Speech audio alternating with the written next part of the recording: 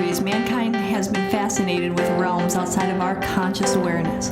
Through a series of interviews with practitioners, guest speakers, and experts, Liberate, the podcast, covers all that and more. From health and holistic healing to the supernatural, we aim to educate, motivate, inspire, and liberate your consciousness.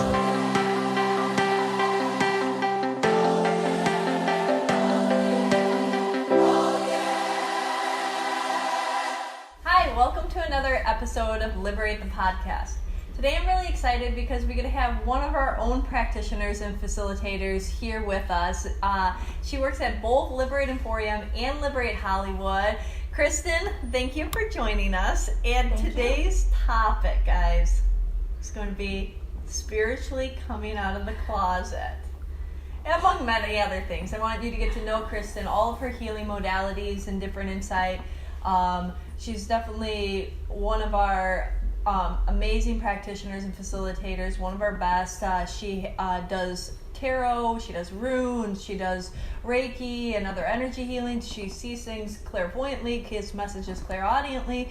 Really when you're looking for guidance and insight or tapping into that metaphysical realm and utilizing one of your sixth senses, she's the person to go to. I can't say just her because, there's other people who are going to watch this. Plenty others too. There's all of our practitioners and facilitators are really great, but Kristen today is going to be sharing about, because she hasn't really spoken publicly about all of these gifts that she has. It's like many people, you have that aspect of your life that you hide from maybe your friends or your family, or it's just something that maybe they won't accept about you, or so you just kind of keep it from them. Not that you're ashamed about it, but it just to make the peace and just be like, okay, there's this aspect about myself that I'm not going to share, but this is a pretty big aspect. So I want to thank you for being vulnerable and joining. So Kristen, thank you for having me. Say hello and let them know a little bit about yourself. Sure. So my name is Kristen Mothersbaugh. As she said, I work at both of her locations, and I love doing this work. It really is a fulfilling career choice that I believe in, that I genuinely believe in, and I am kind of a person that's interested in many things, so I have some different modalities that I can cater to the client. Say Cristina only wanted tarot, I could only do tarot, or some people don't like tarot, they think it's scary, so I do an oracle card of angels for them, or whatever it is. But yeah, my modalities are tarot reading, oracle card reading, rune reading like she said, Reiki healing, and I'm finishing up a shamanic healing certification for universal soul retrieval and an angelic healing certification. I also teach yoga and meditation. So that's quite a lot. I understand, but that's me. Nice to meet you. And at the core and the essence of it, even though that there's a lot of different ways to get there, and what I love about what you were just explaining, that sometimes people have an adversity to one aspect because it's something that maybe is scary to them or that they don't understand fully. And so, having all of these tools, let's say in a toolbox, are just having different things at your disposal to better relate to the client. But either way, you're bringing them back to a center point, right? And helping guide them and get them the clarity and healing that they need to move forward. That's what it's about. That's what it's about. So can we talk a little bit about you getting into this work? Yeah. I think you've heard my story, but I'll say it for everyone listening.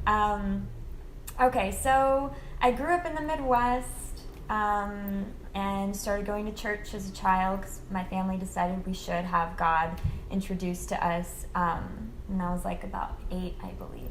So anyway, I did get really into it, and it was Methodist church, and I loved it. I got confirmed there, and later on we stopped going. And so my love with God was a little, I guess you could say, open-ended. I wanted to explore more. I felt there was more to understand about God. And coming from the Bible Belt and moving to Los Angeles, is pretty crazy. Before I moved, though, I went through a lot of spiritual experiences already.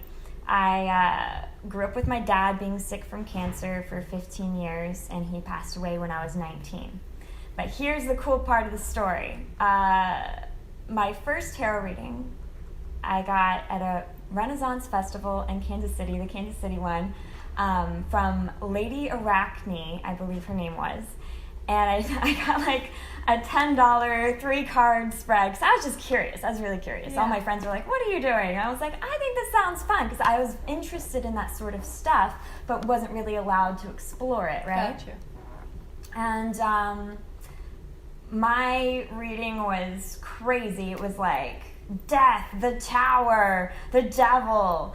And the Lady Arachne got psychic messages along with it. And she pretty much told me someone you're very close with, a family member, is very sick. And of course, that was my father. I knew that. And he's going to pass away next April, May, next spring. And you're so concerned about your acting career. And you're not spending enough time with him, so you're being guided to really cherish this time with him. And it shocked me, and I cried, and I was like, what the heck was that? Anyway, I think I repressed the reading. And the next year, he passed away, just as she said, which is very difficult because I was very close to my father, and I loved him very much. And I stuffed my emotions down, and I did not spend the time with him before that I had wanted to, and I should have listened to her. And I realized that like a year later, after going through counseling over my father's death, the memories of that reading coming back up, I realized this is real. Readings are real, and I should have listened to that. But it also taught me this beautiful lesson of, that was my path to learn and my path to understand the amazing divine power of this, of any modality, which can be used for good or evil, right? But I really believe that lady helped me. Anywho, so back to everything else. I've never heard that story. Oh, I thought I told you that. That was No. my first tarot reading. I was 19 years old, yeah. And then my father passed away. So after my father passed away, there was a lot of rifts. There was a rift with our church before that, where we had left the church because there was misunderstandings about money and my father's cancer and all of that. And then my family members, there's a rift with family members. Some of that's still going on from my father's side. But also, I grieved differently than my mother and my brother. And I was really searching for spiritual understanding. Why would some God have such an amazing man, my father, who was just my hero? Why would he have to suffer 15 years of cancer? Why? What's the purpose of that? And when I would look at the Bible, I wouldn't get a straight answer. I would get contradicting information. And I love Jesus, but I was just confused by most of that text. And I needed something more. Back to that, I started searching after my father's death. Ouija boarding, which had some crazy experiences with that. I got a little obsessed, and then I let that go. I really got into meditation and yoga, and that's when I got my yoga certification in Springfield, Missouri. And I started, a friend gave me my tarot deck I still use that I have today, and said, I think you would like this. Taught it to myself for a year, and then started giving readings to friends. And then I move out here and give readings to coworkers. And then it becomes a thing where it's I'm giving readings all the time, and people are starting to want to pay me for readings. And I'm having these parties with readings. And then I thought, well, I'm not happy being a server and all these other jobs I was doing, so I sought out work doing this professionally. That's kind of how it happened. Yeah. I'm sorry, that was a long spiel. No. And so in it, let's backtrack just a little bit, because I think we're missing some valuable stuff for the people that are listening. Sure. and watching, is that, you're given this deck and you explore and you're dived into the curiosity of it and everything like that. But then as you start doing readings for people, there had to been a point where you were getting validation, and that's why you were asked to do more and more, right? Yeah. And so take me through that, and then how you developed, because when I get a reading with you, it's like you go into this whole state. You're not just reading tarot. I used to be, though. It started out that way. No, so, but I mean, where were you starting to pick up these other messages, and when did you know that there was something really there? When is there a certain reading that stands out in mind to you? Is there a certain person, or you don't have to think of their names, but there was something where you decided that it wasn't just giving readings to friends, it was giving readings to coworkers, and it was giving readings and starting to get money for it. So what was that, and where was that? Well, I think it was mostly at I've had so many different jobs, anyway, with a lot of my coworkers, I think it was just their emotional reactions of saying that is true, and being like, whoa, that's profound, and that really helped me. And to me, it's not about predicting the future, but I do, like with tarot, it can be a tool that you can use to see the most likely timeline on where you're already headed, even though that can always change with free will of everyone involved. At least that's my belief system. Anywho, so then I would tell people the most likely timeline, even though it could shift. I could show them possibilities, and they found that really valuable. Yeah. And they were like, yes, that happened. It was just a lot of coworkers saying that. Yeah, that's amazing. And I think that's important to note is that, a lot of times people look at readings as fortune tellers, right? Yeah. And that does exist, and there are people out there that will tell you your future, and there are guidance within readings that will give you like that past, present, future, and that most likely timeline. But I think one of the most valuable things to note is what people take away and why people come in for guidance. What do you think what would be your answer to that question? Why do people come in for guidance, and what do they leave with, and what do they take away? A lot of people want just confirmation that they're doing the right thing. I think that is, sometimes I'd say close to like 60% of my readings be that, just confidence, knowing that they're going the right way, they're doing the right thing, And I want them to feel empowered, not dependent. There are readers and psychics out there that will say, oh, you have like some evil energy here, buy this $3,000 candle, it's going to cure you, right? I used to go to those here when I moved here, and I was like, what? No, that's very disempowering. It makes you dependent on the psychic, and that's not what I want. I want the person that is getting the reading, the client, to understand that they have the power to choose to change their timeline if they don't like it, or be like, oh, I have the confirmation I need, and I feel good about myself. Yeah. So it's all about empowerment. That's the one word I would use that I want my clients to leave with. The other reasons, though, clients come in would be they really just don't understand why something in the past happened and how it's still affecting them and how it's going to affect them in the future. Maybe they don't even consciously know that it's still affecting them, but it comes up in the reading to be healed. So it's a healing process sometimes as well. Yeah. The clarity, understanding why, and also gaining that sense of everything's going to be okay. Yeah. Reinforcement. Definitely. And share a little bit about the healing aspect of it. Of a reading? Okay. And how that it's not limited to just that. And then sometimes you do like combos where you do like actual energy work on people with it, but even how just a reading can transform and heal too. It can heal through the clarity and the understanding that the person doesn't have to blame themselves. I think that's one of the main themes, is a lot of us are carrying a lot more guilt than we realize, and the reading can call out why you're carrying the guilt, what you're doing to exacerbate it, and how to heal that. So in that way, it's a release. The person realizes, I don't have to carry this, and they can release it in the reading. And it's a therapy session too, and that's also how it can be healing, is sometimes people just need to be heard. They want someone to talk to, someone to listen, and then they want to know that they're okay and they're on the right track, and that's healing in itself. Yeah. So a lot of people don't share their vulnerabilities of what's really going on in their life, you know. Yeah.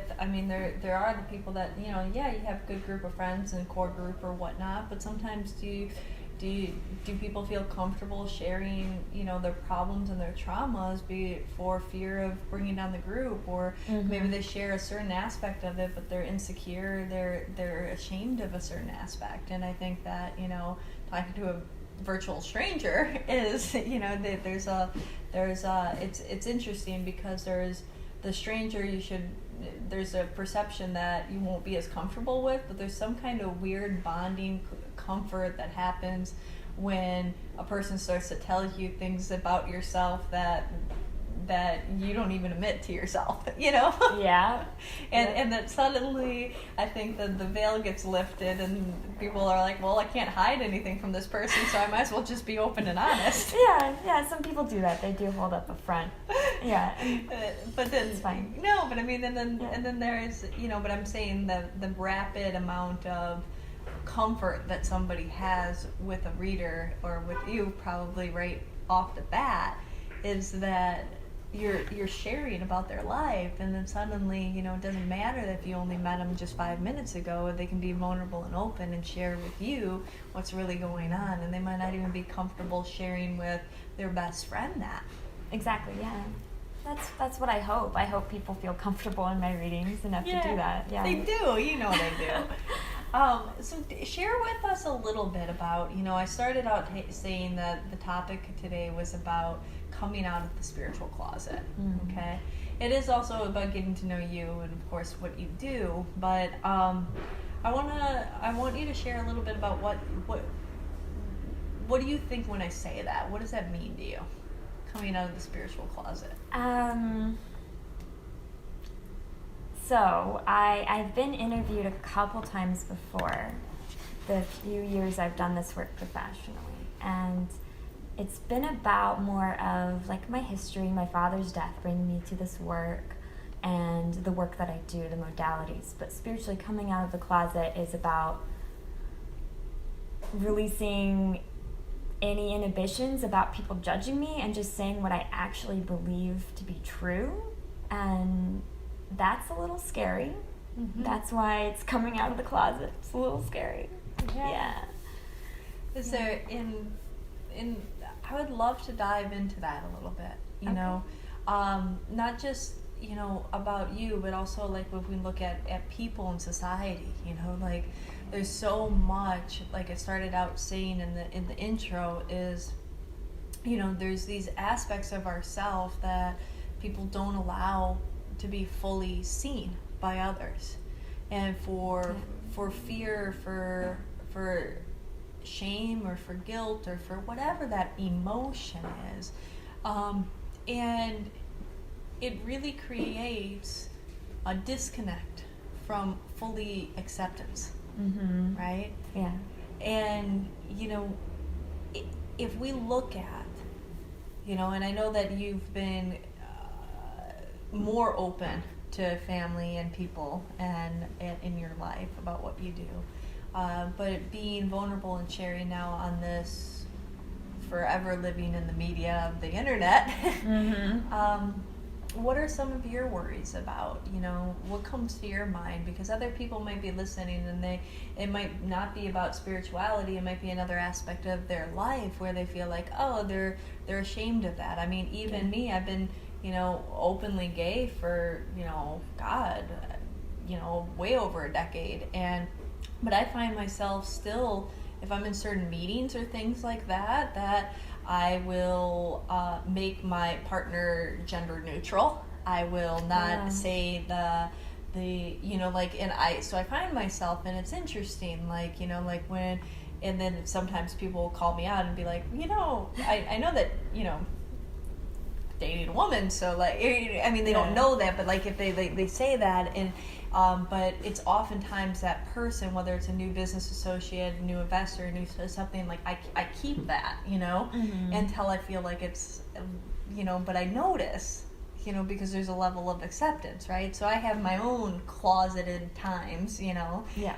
But share with me a little bit about what your fears are of that and what that means. Cool. Thank you for sharing your story, by the way, too.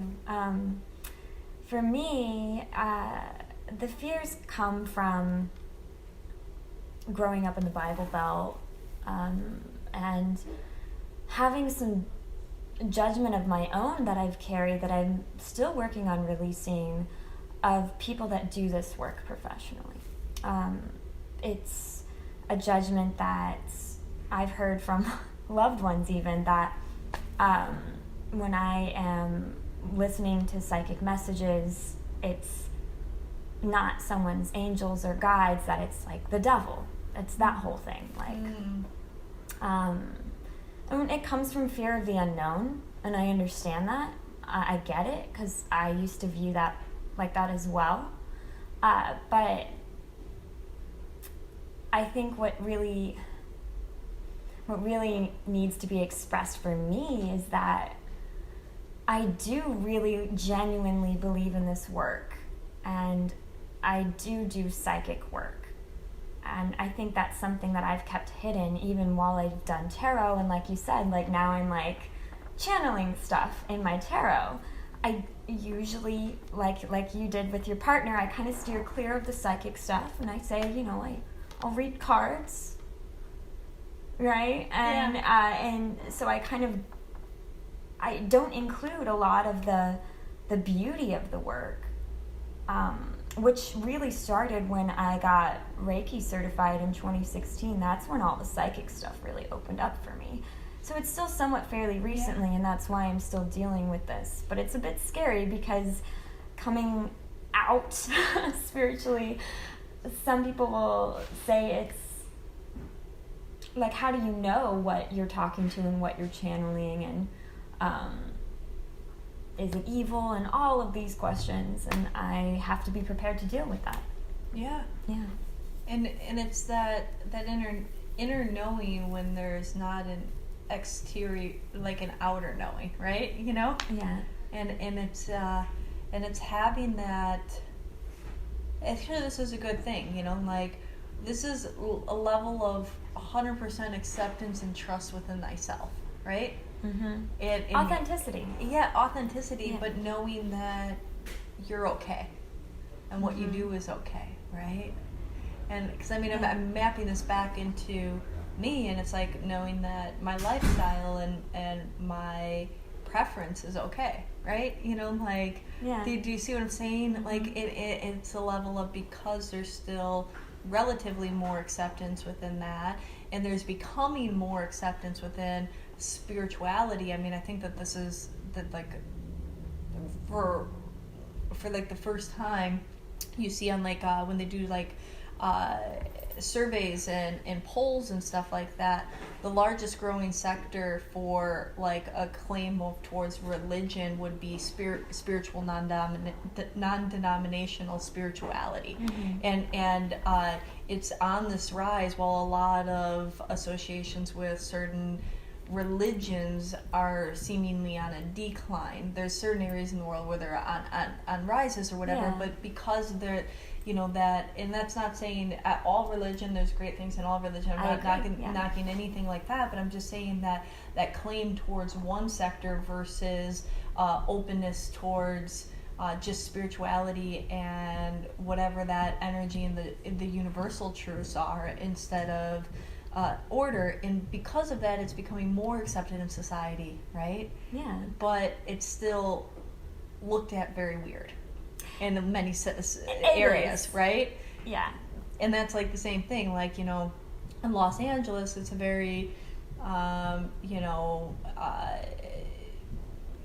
gender accepting, like, city, like gay, lesbian, bi, straight, whatever the case may be, it's very accepting. But if I plot myself into, I don't know, back home in Wisconsin, you like, you can go miles without seeing like a gay person, like, whether you know that or not. But it's not as like, there might be like, one gay bar in like, I don't know, like a 10-mile, 20-mile radius. Yeah, You know, no, like, I know what you mean. You know, so there's those differences, and I think that, so I mean, talk to me a little bit more about where you're coming into more acceptance with everything, and how you know what you're getting is of the light, let's just say. Thank you.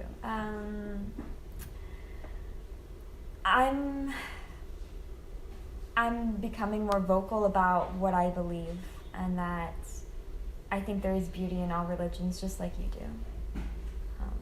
But I love my path, which is a spiritual path, and just it's about being proud of my path, like shining my light and my beliefs and my authenticity of love, of what I choose to use as my connection to God, the universe, whatever you want to call it. Mm-hmm. It's like expressing my love for that is really what it's about. And to be honest, I've been scared to do that because I do love this so much. It's such a huge part of my life. And it was meant to happen, and I know that.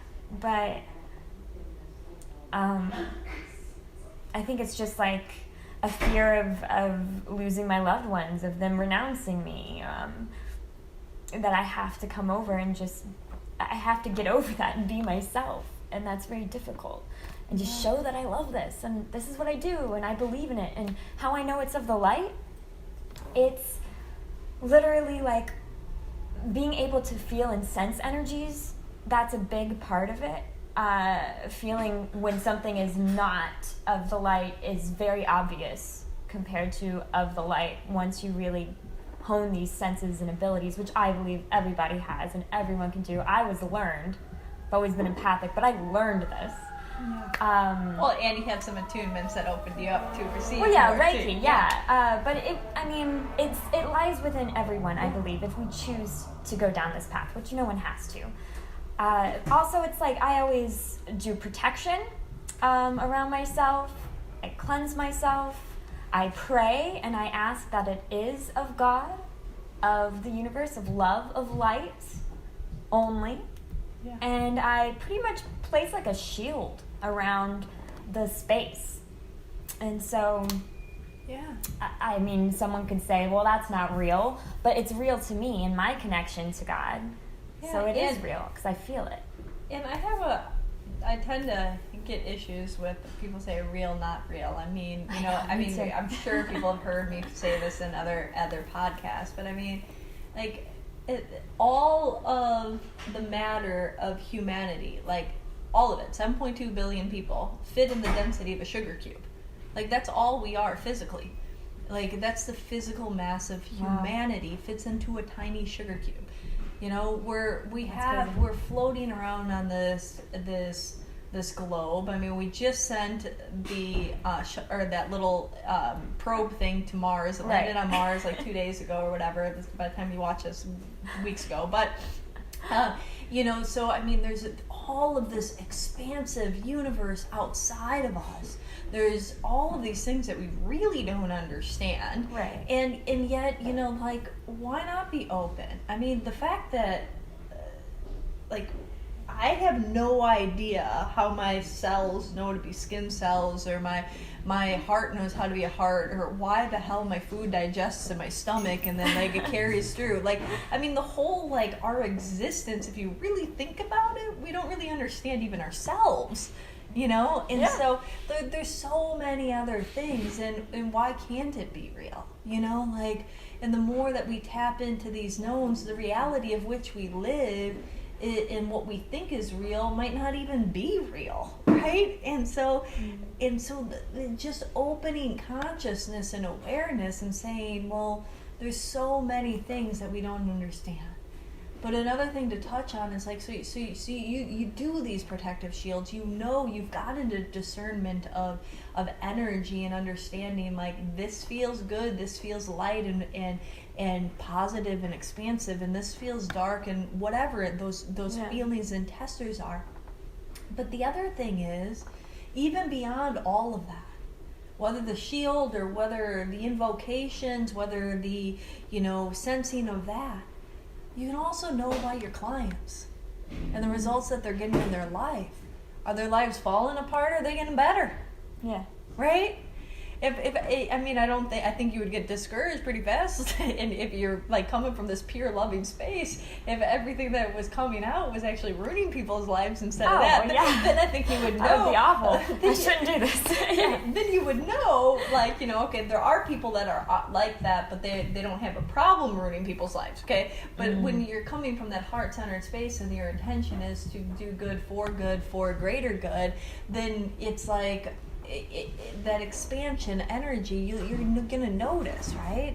And so the clients, just their physical, let's take the supernatural out of it, even though we're talking about the openness of spirituality and channeling and gifts and psychic messages and things like that, but what are the physical results in our 3D reality? Are people better off or less off? Better, in my experience. And then that's all you need to know. That's it. Like, everything else, whether somebody subscribes to how you know or not know, that's one way of knowing. Yeah. Right? Yeah, and my goal ultimately is that no one even needs to come to me, right? That they can do it themselves. And some of my clients are starting to do that, and they just want me to confirm what they're already starting to get and know and feel and be in their life. But there is nothing wrong with asking for a helping hand. Like, I still get healings and readings. I'm just as human as everyone else, Well, and that's we're pactual beings, right? And so nothing is created by somebody's self, right? And we all need to be a support for others, and we all need a support at times. And that's why we live in this polarity of a universe where it is about equal and opposite reaction. I mean, that's one of the fundamental laws of physics, right? Every action has an equal and opposite reaction. Okay? So if you give out, you'll need to receive. And if sometimes you need somebody to be there for you, guess what? You're probably going to need to be there for somebody else too. And it's part of how whenever we live, wherever we live, whatever this existence is, No, I totally agree with you, and I actually think a lot of people are opening up to that. I love the rise of the internet for spirituality, because I see that as a way people can start to learn more than you must believe this. You must follow this dogma. It's like, no, I can think for myself, and I can research and find what is true. And true for you. And true for you. And true for you right now, too. Because that can always change, too. I think people get caught up with what is the ultimate truth or not truth. I mean, again, just because we're talking about, I mentioned science and stuff like that, how many times have scientific theories of what we thought was reality years later, decades later, centuries later is completely, at one point we thought that we were the center and the sun circled around us. Another point, we thought that the world was flat. Another thing, we're even, Pluto becomes a planet and not a planet every whatever, they even now, they thought that the smallest molecule was an atom, and now it's not, so it's with more things that we discover, there's circles of truth, and that there's truths that go within truths, and there's times of which that works for us and times that doesn't, right? Exactly, yeah, because this is how I look at it. This is our 3D reality, this matrix we live in. And this is a world of relativism. I was just reading Conversations with God. I was talking with Rebecca about it. And this is a great point that God makes in Neil's book. And that in the realm of higher dimensions, when you are not bound by physical reality, you're one with God. It's absolute. But here we live in relativism. So things aren't always that polarity of black and white. There's so many shades of gray, and there's so many beautiful ways to learn the lessons that we want to learn when we come here, and to connect with others, and to play. Yeah. That this could be a playground, and that's mind-blowing, because most people don't think of life like that. No, because I think people get so caught up in restrictions and limitations and judgments. Yeah. Mm-hmm. We're here having a liberation within your own judgment and my own judgment to hopefully inspire other people to step aside of their own judgments, right? That's what I'm hoping. Yeah. Because like thinking about that and going back to the worry, and I know that you got teared up a little bit about family acceptance or different, Mm-hmm. When you think about it, how people can learn and grow is by other individuals standing in certainty and then being more of a strong anchor of knowing that forces somebody to see something differently. Yeah. Because the views and the judgments that they once had, maybe they can't hold on to because, you know what I'm saying? Yeah. Yeah, it's helping everyone to grow. Everybody grows with that. Yeah. It's can be uncomfortable, and I'm still nervous, to be honest. But it's helping all of us to be our authentic selves and to really find what is our truth. What do we really believe? Yeah. What's our connection? What's our connection? What's our truth? Who are we? Like, how can we live and just let live, right? Yeah. How can we find that play that Conversations with God talks about? Yeah. I really recommend that book, actually. It's really good. It is. I listen to the audio version on Audible. Little plug for them. Yeah? But when I hike, I like to listen to audiobooks. And so that was one of the ones I listened to recently, and I really liked it. Yeah, books and the internet, it's beautiful. Like one of the first texts that I read that really, I would say, like woke me up was Sylvia Browne books after my father passed away too. That really was like, this resonates as truth for me, and it may not for everyone else, but to me, like, I could feel it in my soul. And that's what I encourage everyone else to do, is find what is it that is like, yes, that is true for me. Yeah. And I still carry the tenets of like Sylvia Browne books with me as truth, because that's what I feel is true. Yeah, and we get that. It rings with us, it resonates with us, it hits us on like some core impact. And it's like those emotions are so strong. It's like learning to listen to that and letting that be your guiding light instead of whatever other confusion, because who's to say what other people are trying to impose or think or believe is really our guiding light. Yeah, it can help us to either resonate or not resonate with that. Yeah. And that's all okay. That's the crazy thing, is I don't want to judge. And if someone doesn't agree with me, that's okay. That's their path. Yeah. And that's okay. So I'm still coming into that acceptance of myself. Yeah. I love that. Thank you for being so vulnerable. And yeah, no problem. And back to a little bit more on sessions, just so that people, so you also do energy work too, and you're learning some new modalities. Yep. And so, one of the questions that I often get is, when is good for healing? Like, good question. Yeah, anytime. A lot of people come in for a reading, actually, but what I feel more guided to give them is a healing, because they think they need answers, but really there's some energy that needs to be released or shifted, I guess I should say. But they don't realize that because they're in their mind a lot of the time. So one of the biggest signs that when someone comes in, I feel like they need a healing is, they've just had a traumatic event happen. I mean, that may seem obvious, but some people want readings instead of healings. But half the time, they're not even ready to process, like, what a reading's going to tell them. Yeah. And they just need some comfort, some love, some healing before they're ready for that guidance. So they're open and ready to receive it in a way where they can make sense of it and find clarity with it, Yeah.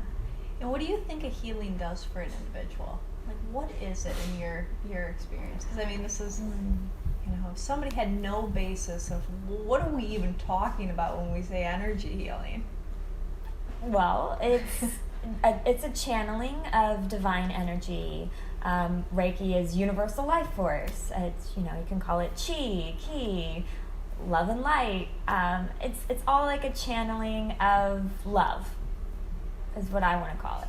And in a healing, depending on the modality, it's going to release and detox all of your energy levels, including your physical body, from anything keeping it from its highest vibrating timeline and happiest sense of alignment. Mm-hmm. And if you feel out of balance, out of whack, maybe you didn't have a traumatic event happen, but something feels off in your life. It could just be a little bit of an imbalance of your energies, focused more in one area than another, or there could be some trapped energy somewhere. And so it's just rebalancing, realigning, detoxing, and then flooding with new bright energy to re-energize and rejuvenate you. Okay. Is that too long of an explanation? No. and Cool. We need that, because just like we need physical showers, we need energetic, we need realignment. We're these energy centers. Yeah. I mean, we're these little energy beings. That's why we're hot, right? We're a little conduit of energy, so sometimes we need that. No, I totally agree, and they are very, very valuable. Most people think they don't need them, but I would recommend just trying it out and seeing how you feel after one. Yeah. If you haven't, and I think people should get it regularly, like, at least a couple times a month if they can afford it, because it recenters somebody. If people go to therapy regularly, sometimes once a week, sometimes once every couple weeks, and it's a recheck to let them vent and dump, and I think that's for their mind, and I think that energy work is for their body, their mind, and their soul, Yeah, I agree.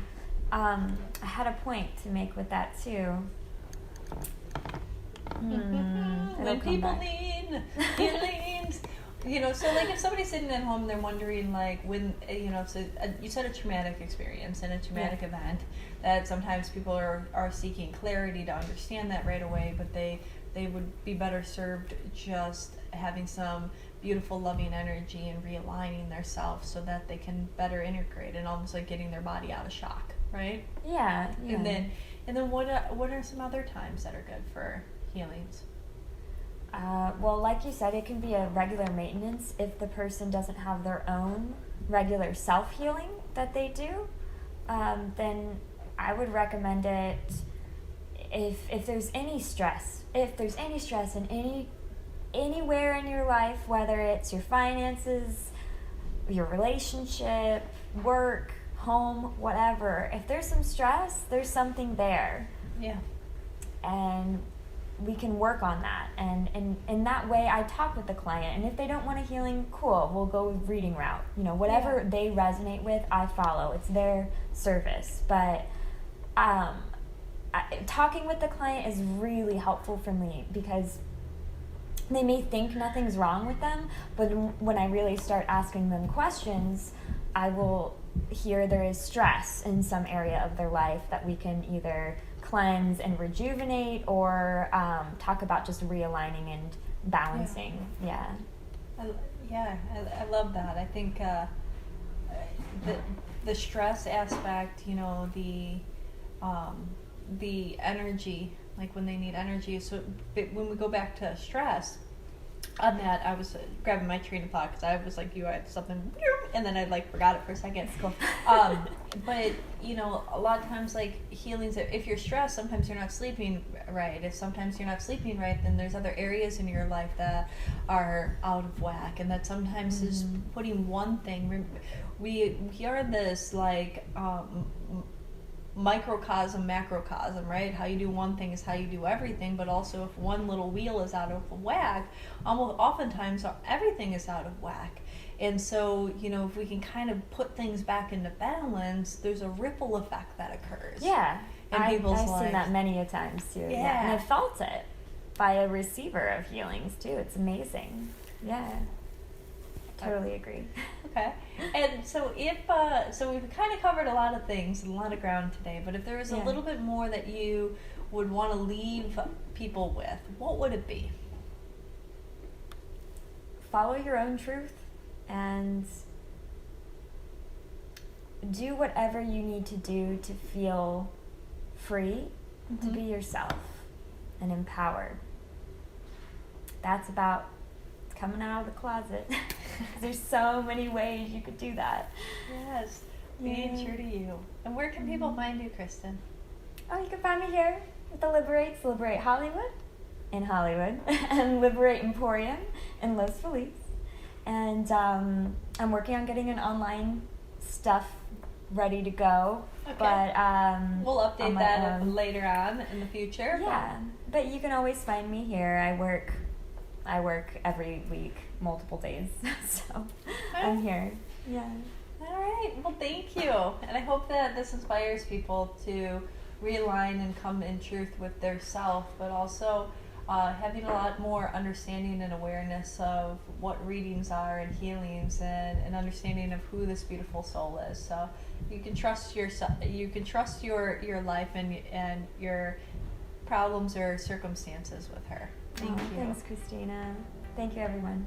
Thank you. Join us next time. If you like this podcast, please like it. It helps other people find it. If you would be so kind to leave a little bit of a comment, even if it's a few words, helps our rating go a little bit higher. Thank you, and we'll see you soon.